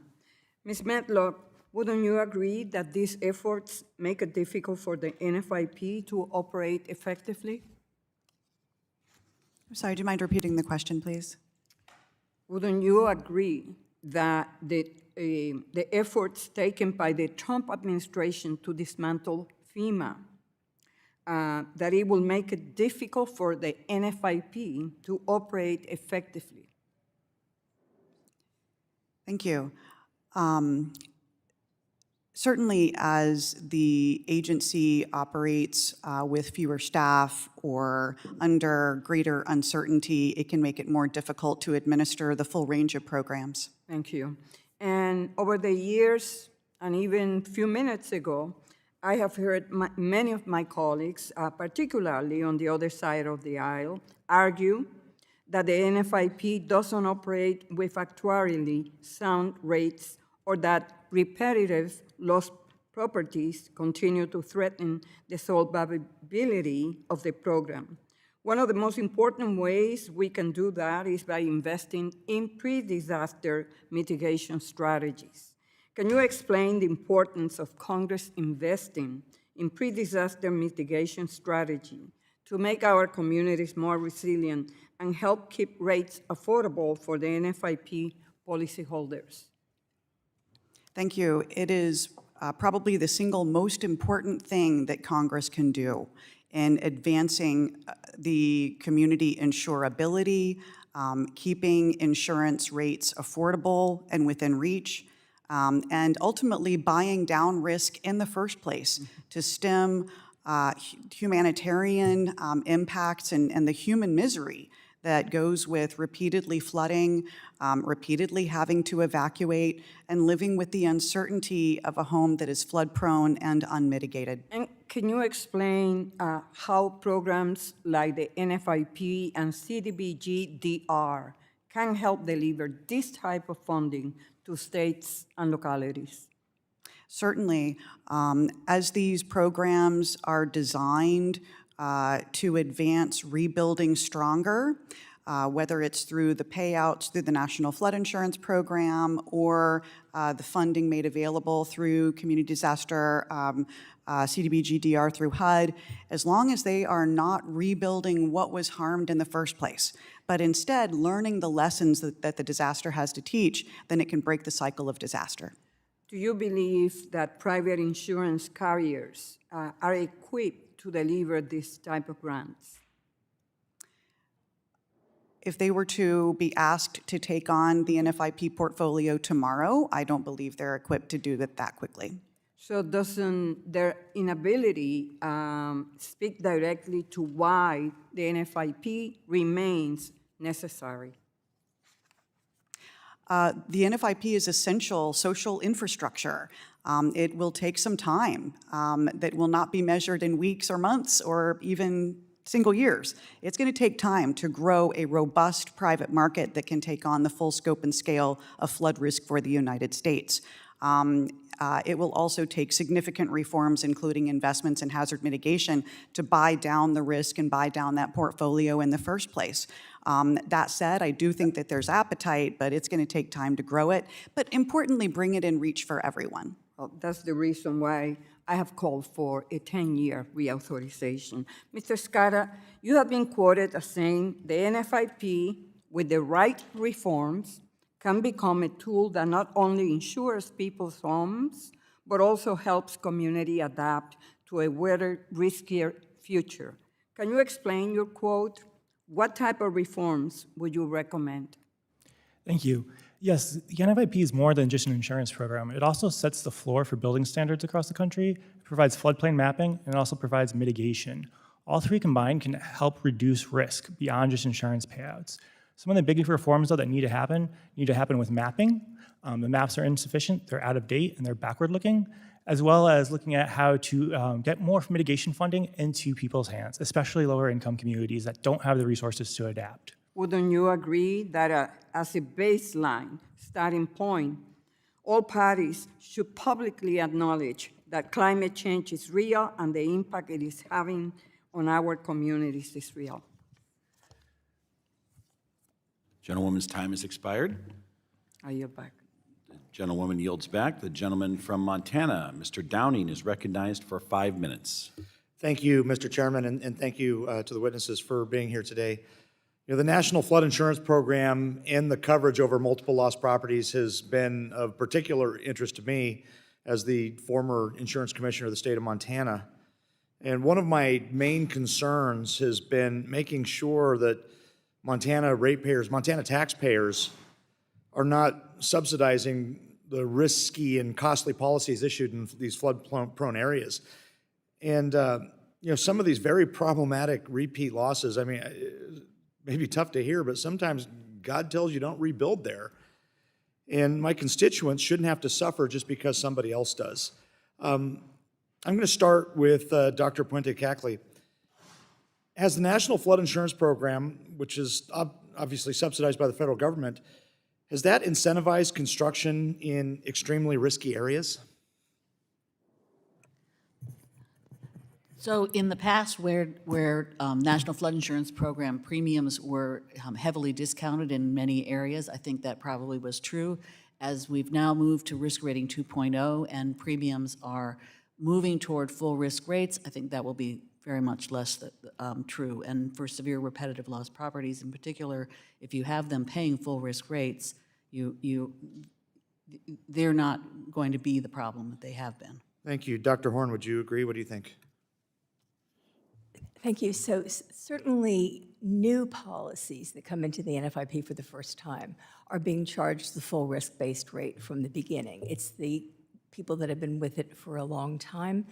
And I think that one of the things that a lot of people don't realize is that there have been studies of flood insurance programs around the world. And the NFIP is one of the few, if not the only one, that links development in some way to flood insurance. And some of that is through the community rating system and through the NFIP minimum standards. My other witnesses have talked about how those could be improved. And certainly tying more development controls or more rebuilding would be useful. But in fact, the NFIP is doing some of that. It just needs to be strengthened. Thank you. Congress can do that. I appreciate that. In order for an insurance program to be financially sound, the rates it charges must reflect the risk that the policyholder carries. And the only way to truly reduce costs is to reduce risk. Government subsidies often mask the underlying cost drivers. I'm going to move to Mr. Ellis. So severe repetitive loss properties represent less than 1% of insurance properties, but account for around 10% of all NFIP claims, which underscores their disproportionate cost to the NFIP. So my question is, should Congress explore prohibiting continued NFIP coverage to properties that have multiple losses? And if so, where should that threshold be? Thank you, Congressman, and thank you for your leadership in these issues. I think that as of 2022, there were 44,000 properties that were severe repetitive loss properties, and so it's a universe that we should know better, and that would help us decide that threshold, whether we're talking about it's somebody who really can't get out of that structure and that it's impoverished, or whether it's a wealthy beach owner that's taking advantage of the taxpayers and sucking money out of Montana. Mm-hmm. And so I think that that's something where we want to understand that, but I think it is critical to tackle those particular issues that are those particular properties that are causing so much loss and damage to the program. Thank you. Moving back to Dr. Horn, another way to reduce risk in the flood insurance market is to take those risky properties out of the pool altogether, like through FEMA's voluntary buyout program. So what can Congress or FEMA do to increase participation in FEMA's buyout program? So as you've heard from other witnesses, one of the big challenges of the buyout program is that it takes a long time. So people may agree to take the buyout, and then they see their neighbors take the insurance money, rebuild their house, and they're still waiting. The other challenge, again, that other witnesses have referred to, is this sort of checkerboard effect that you get, because FEMA's buyouts are completely voluntary. You can't force somebody to take it. And so it would be possible, for example, to offer incentives for multiple properties to take a buyout at once. I believe that the CDBG money after Hurricane Sandy was some of that. I think it was New York State that did that if 3 to 5 properties took a buyout together, they could get, I think, 10% more than their pre-flood value. So Congress could certainly provide incentives for people to take a buyout. Well, thank you. I have a lot more questions, but not a lot more time. So, Mr. Chair, I yield. The gentleman yields. The gentlewoman from Oregon, Ms. Bynum, is now recognized for 5 minutes. Thank you, Mr. Chair. Good afternoon. I'd like to thank our panel of witnesses for joining our committee today and for sharing their perspectives and expertise. Across the country, families are living with the reality of more frequent, more intense flooding, whether that's from coastal storms, atmospheric rivers, or post-wildlife flash floods, and the economic burden is growing every year. As you know, the National Flood Insurance Program remains the backbone of recovery and risk management for millions of households, but short-term patches have left our communities with uncertainty. And as you've been mentioning, we need a long-term reauthorization of NFIP that provides stability for homeowners, clarity for governments, and a stronger platform for modern mapping and mitigation. So I'm glad that our subcommittee is focusing on this topic today, and I'm eager to see a sustained effort to deliver these aims for the American people.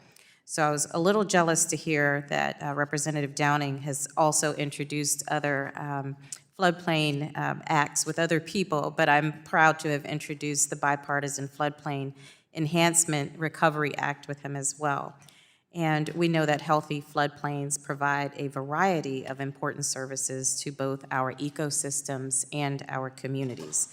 And that ranges from creating critical wildlife habitats to improving water quality to protecting our homes from flood and wildfire damage.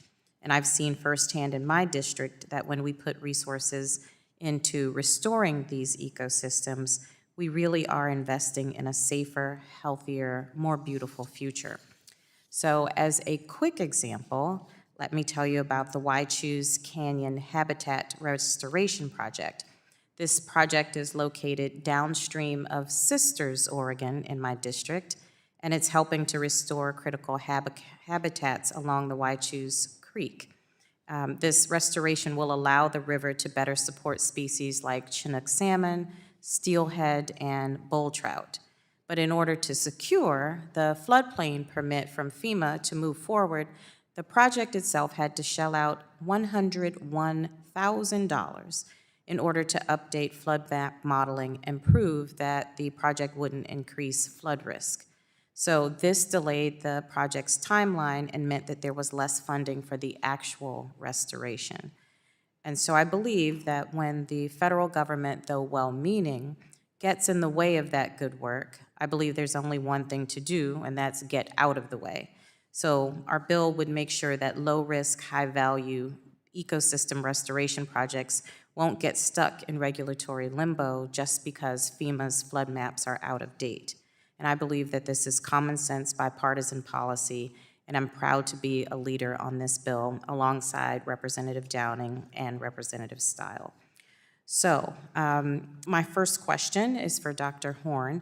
If an environmental restoration project clearly reduces flood risk, is it reasonable for Congress to create an optional exemption, like in my bill, for those restoration projects so they aren't forced to spend tens of thousands of dollars fixing outdated FEMA maps just to prove they aren't raising flood risk?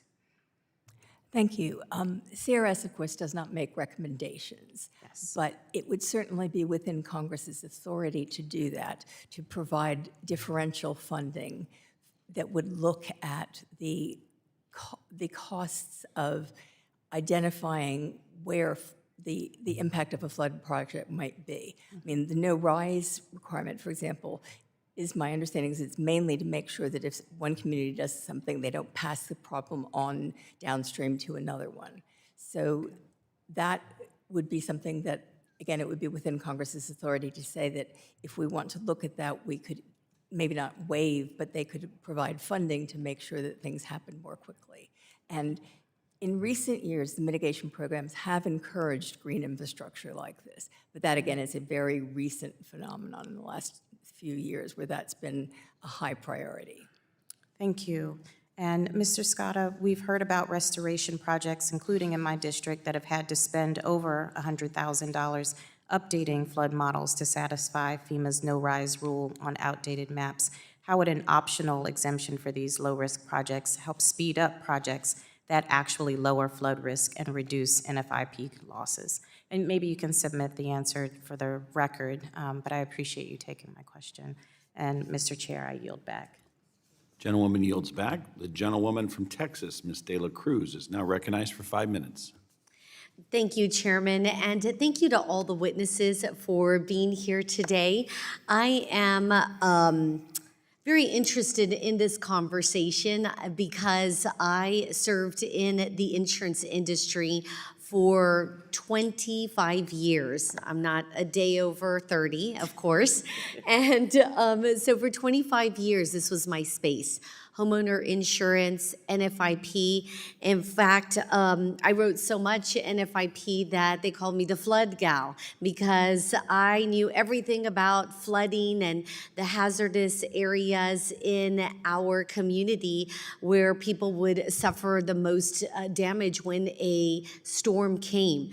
I have a community in deep South Texas where we have hurricanes, where we have flooding, all kinds of weather disasters in that area.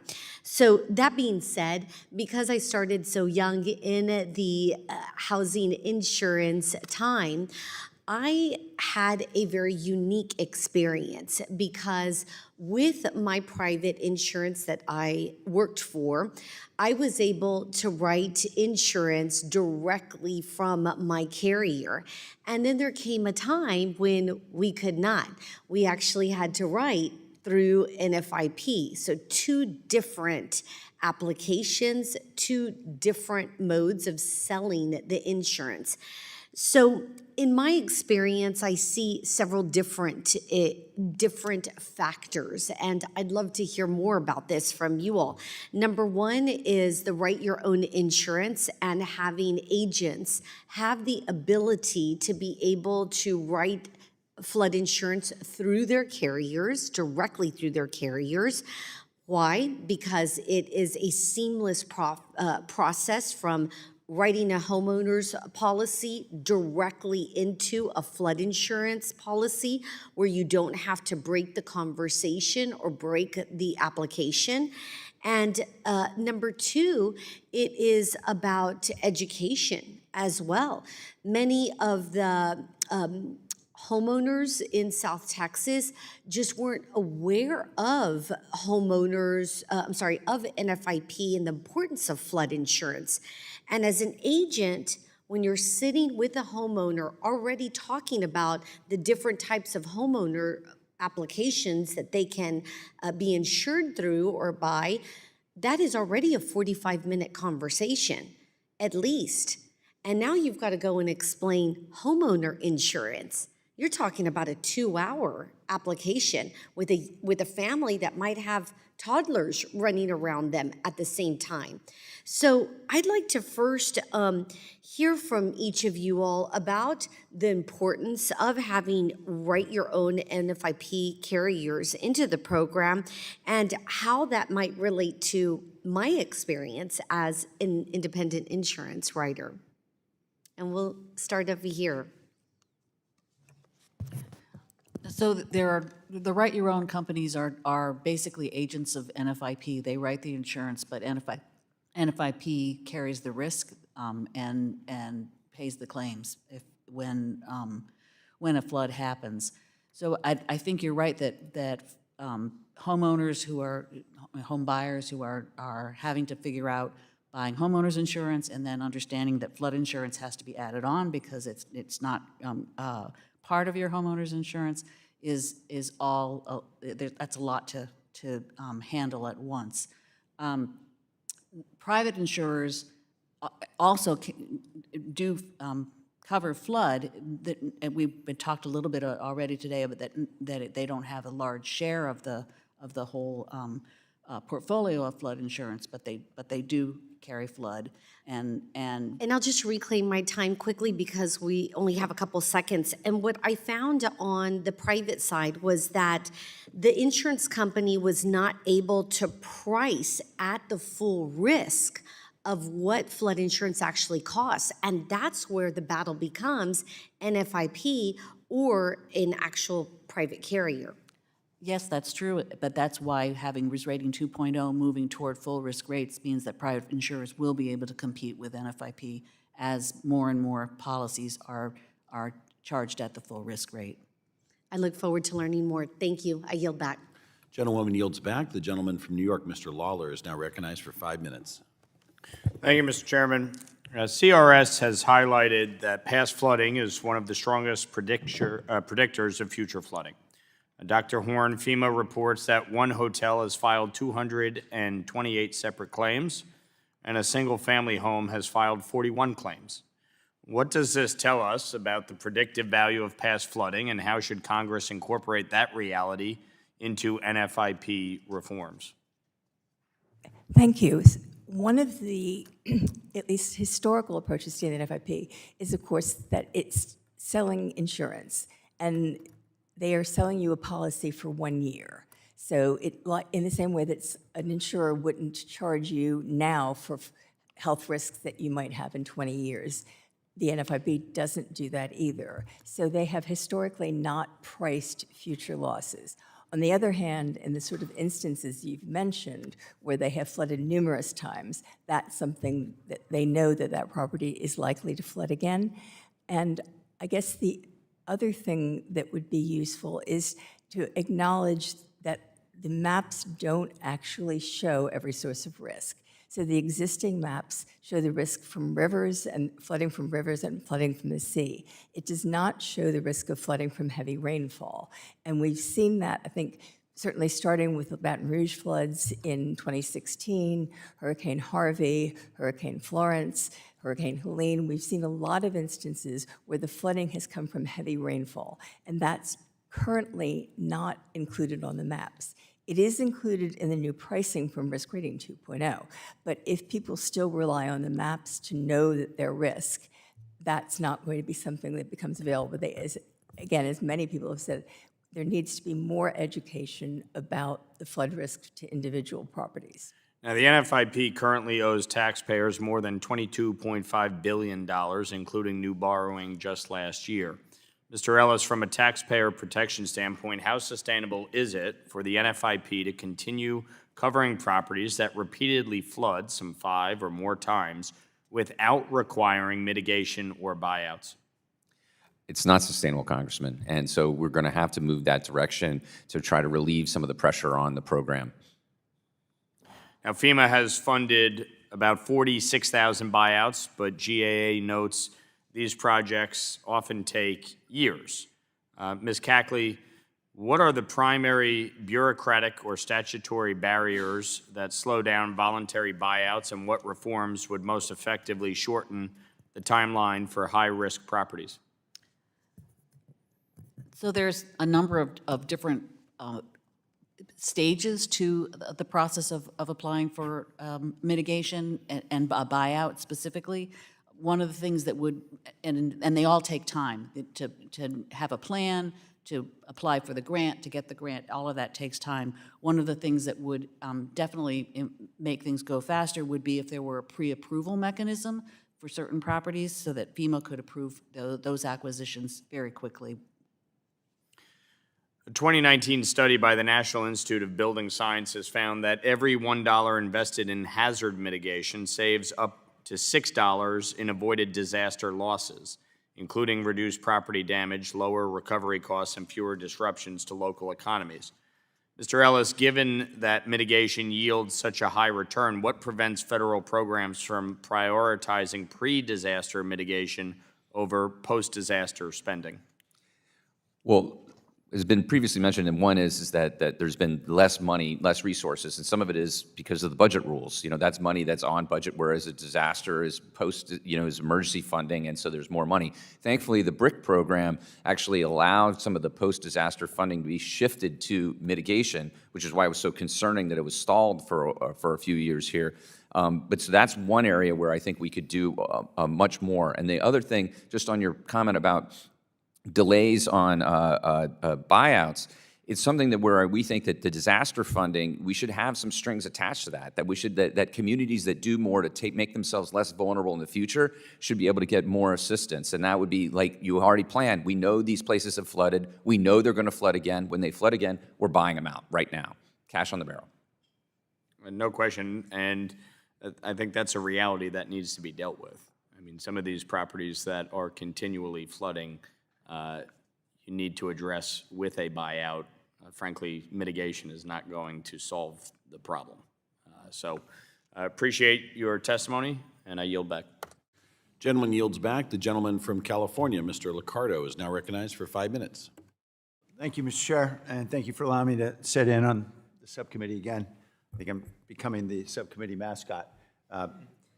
But I appreciate being able to tag along. I appreciate all the testimony so far, and certainly agree with what has been said about the imperative to reform the NFIP program and certainly to properly assess risk. I'd like to focus on mitigating the risks, though, for a moment. Mr. Ellis, I appreciate your work as president of the Taxpayers for Common Sense. I know not many Americans would disagree with that title. Something we should all want. And your emphasis on preventative investment, I've heard it from you and from several other witnesses. As you noted in your written testimony, only about 1 out of every 4 of the highest risk properties for flooding is seeing any mitigation to reduce risk. And there are many ways to do that, certainly elevation, relocation, buyouts, investment in green infrastructure, et cetera. What we know about mitigation is, well, I'm sure there have been a lot of different studies. NOAA's report that I saw cited $13 saved for every dollar invested in mitigation. I know there's lots of ways of measuring that, like any cost-benefit assessment. But I think you indicated there's some problems with budget scoring rules that CBO uses. Could you describe for a moment why we are not taking into account the value of mitigation fully and what we need to do to better score proposals? Yes, Congressman. I state that the Congressional Budget Office is a vital tool, and we are very respectful of them, but we do have some issues sometimes with their scoring and some of their methodology. I know you need to have rules, but this is a case where one is they don't always know, there's a talk about $1 is $6 saved or $1 is $13 saved, but it all depends on the mitigation that you're actually doing. And so it depends on the circumstances, whether it's more costly for labor or for supplies. But in the end, they're not counting some of the values and the savings that you're going to get from investing in mitigation. And that's a limitation on this legislation moving forward, or any legislation moving forward that has that because of the cost barrier. So certainly I would agree about the imperative to consider how we can reform how we assess our investments at the federal level. We do have some programs for investment. One of them was, and theoretically is, the Building Resilient Infrastructure and Communities Program, BRIC, which we know has gone through a pretty tumultuous existence over the last 14 months or so. It's the largest competitively awarded pre-disaster mitigation funding source. Almost $5 billion available have been made in its existence, but of course nothing since 2024 because the Trump administration halted all spending and attempted to eliminate the program. Then of course 20 states went to court, got an injunction to halt the Trump administration's elimination of the program. Then they went to court again to try to get the administration, that is FEMA, to actually follow the prior court order. It appears now they're finally doing that. My understanding is that there are a little over $5 billion set aside in the disaster relief fund for BRIC. Do you think it would be a good idea for taxpayers that they actually invested those dollars in mitigation of risk? Absolutely, Congressman. I mean, it's very ironic that the BRIC program was created in the first Trump administration.